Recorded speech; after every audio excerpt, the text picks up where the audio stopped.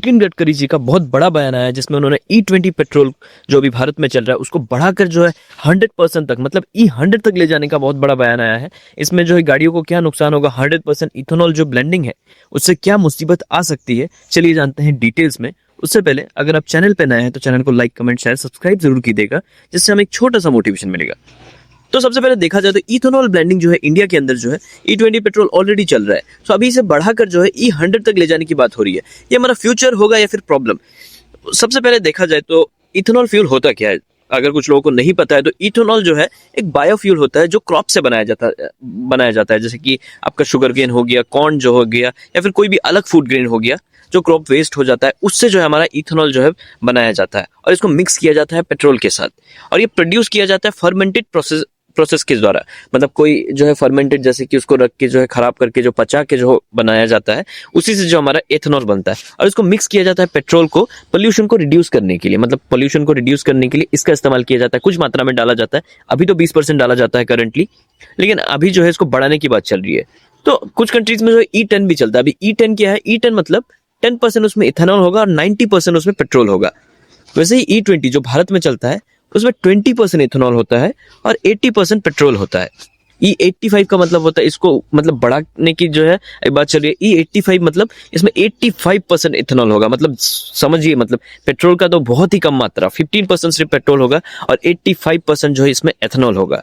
और E100 तो पता ही है 100% एथेनॉल होगा इसमें। मतलब पेट्रोल का खपत खत्म ही हो जाएगा। मतलब ज्यादातर जो है जो भी होगा वो सब कुछ पेट्रोल का ऊपर नहीं निर्भर होगा। इथेनॉल को जो है मेन जो है अपना प्रोसेस या फिर मेन जो है फैक्टर बना दिया जाएगा। पेट्रोल को जो है ये एथेनॉल जो है रिप्लेस कर सकता है।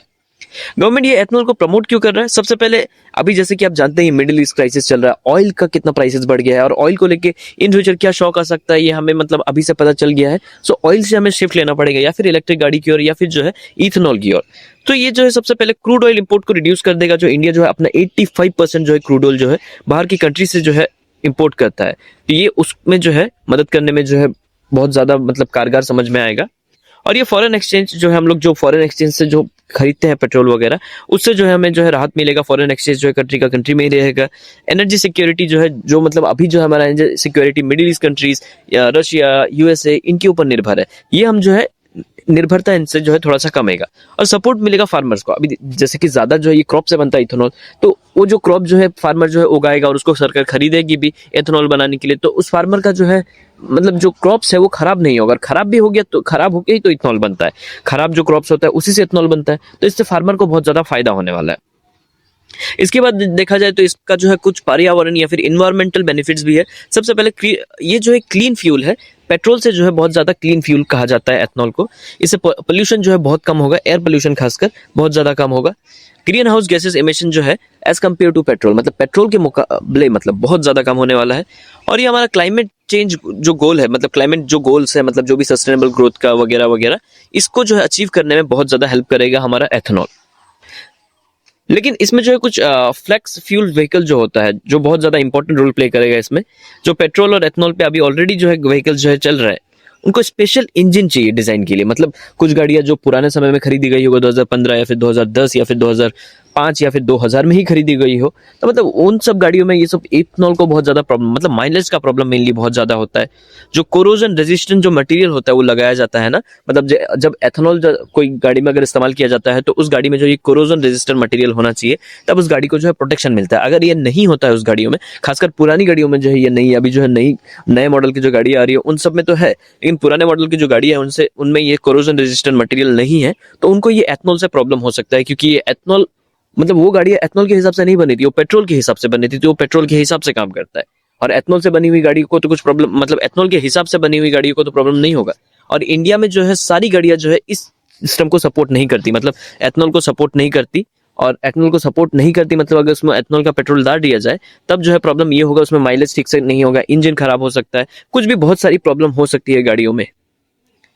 प्रॉब्लम्स क्या है E20 पेट्रोल में? ये माइलेज को 6 से 8% घटा देता है और ज्यादा फ्यूल चाहिए। मतलब जैसे कि अगर पेट्रोल का दाम थोड़ा सा कमा भी दे गवर्नमेंट, मतलब एथेनॉल अभी तो कमाया नहीं है, 20% ऑलरेडी जो है हमारा एथेनॉल जो है रहता है, तो कमा देने के बाद भी जो है गाड़ियों का जो पेट्रोल डाला जाता है वो ऑलरेडी जो है बढ़ा हुआ है, उसको कम नहीं कराएगा। 20% अगर एथेनॉल अगर मिलाया जा रहा है गवर्नमेंट के द्वारा, तो पेट्रोल का दाम उस हिसाब से कमना चाहिए था, लेकिन वो कमा नहीं है। उसके बाद देखा तो इंजन पार्ट जो है वो डैमेज हो सकते हैं, और ये ओल्ड व्हीकल के लिए जो है सूटेबल नहीं है। जैसे कि मैंने पहले ही कहा है, ओल्ड व्हीकल्स इसको मतलब सूट नहीं करता, सपोर्ट नहीं करते इस सिस्टम को, एथनॉल वाला सिस्टम को। टेक्निकल इश्यूज भी आ सकते हैं गाड़ियों में, जैसे कि एथनॉल जो है एब्जॉर्व करता है वाटर को, तो इससे जो है इंजन प्रॉब्लम्स आ सकता है। और ये जो है रबर या फिर प्लास्टिक पार्ट्स को बहुत ज्यादा डैमेज कर सकता है। एथनॉल जो है पानी का जो है मेन मटेरियल है उसमें, तो ये जो है प्रॉब्लम ला सकता है हमारा, पहला इंजन प्रॉब्लम, या फिर रबर या फिर प्लास्टिक पार्ट्स को डैमेज कर सकता है।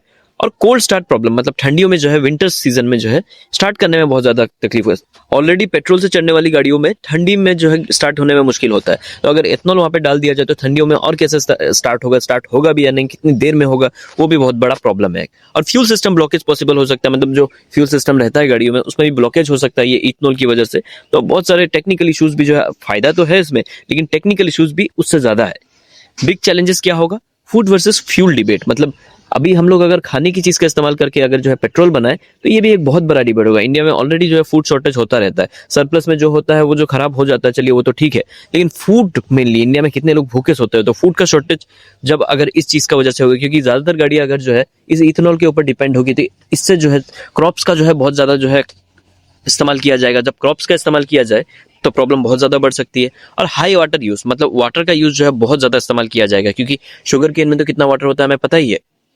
और इंफ्रास्ट्रक्चर नॉट रेडी, अगर जो है हमको एथनॉल पे शिफ्ट करना है डायरेक्टली, तो हमारे पास इंफ्रास्ट्रक्चर भी तो होना चाहिए ना उसमें शिफ्ट करने के लिए। हमारे पास ऑयल रिफाइनरीज है, लेकिन ये जो एथनॉल को बनाने वाली रिफाइनरीज है वो कहाँ से आएंगे हमारे पास, और आएंगे भी तो इतना जल्दी कैसे हो सकता है पॉसिबल, टाइम लगेगा उसमें।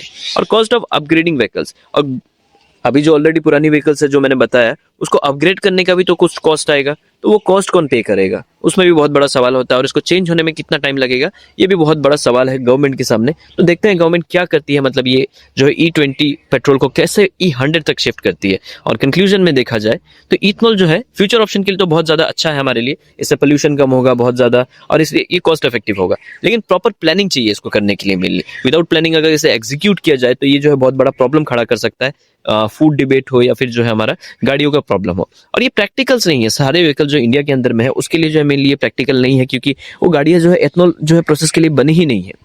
और इंडिया जो है ऑलमोस्ट अभी से 20 से 25 ईयर, मतलब 20 से 25 साल जो है लेगा ही E100 में शिफ्ट होने के लिए। और शिफ्ट होने के बाद क्या गारंटी है कि एथनॉल वाली गाड़ियां लोग इस्तेमाल करें, क्योंकि अभी जो है इलेक्ट्रिक व्हीकल्स का जो है चलन आया है, तो लोग जो इलेक्ट्रिक व्हीकल्स की तरफ मूव करेंगे। एथनॉल पे लोग क्यों अपना जो है टाइम वेस्ट और जो है पैसा वेस्ट करेंगे। सो यही सब कुछ न्यूज आई थी, देखते हैं इसका मतलब फ्यूचर में क्या इंप्लीकेशन होता है, क्या अपडेट्स आते हैं, मैं आपको अपडेट करता रहूंगा। तब तक के लिए जय हिंद, जय भारत।